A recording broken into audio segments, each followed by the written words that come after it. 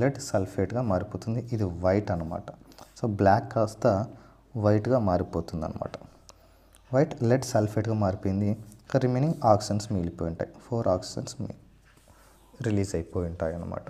అంటే ఏం జరిగింది, ఓజోన్ కాస్త ఆక్సిజన్గా మారింది. ఇక్కడ కూడా ఓజోన్ కాస్త ఆక్సిజన్గా మారింది. సో అందుకే దీన్ని ఆక్సిడైజర్ అని చెప్పాను అనమాట. సో దీనికి పక్కదానికి ఆక్సిజన్లు ఇచ్చేస్తూ ఉంటుంది. పక్కదానికి ఆక్సిజన్లు ఇచ్చేస్తూ ఉంటుంది కాబట్టి ఇది ఆక్సిడైజర్ అని చెప్పొచ్చు, ఆక్సిడైజింగ్ ఏజెంట్ అని చెప్పొచ్చు.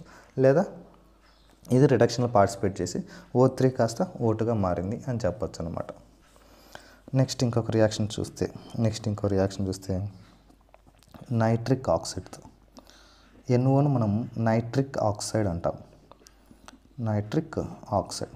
సో ఈ నైట్రిక్ ఆక్సైడ్తో రియాక్ట్ అయ్యేసి ఓజోన్ ఏం ఫామ్ చేస్తుందంటే నైట్రోజన్ డైఆక్సైడ్ను ఫామ్ చేస్తుంది, ఆక్సిజన్ను రిలీజ్ చేస్తుంది అన్నమాట.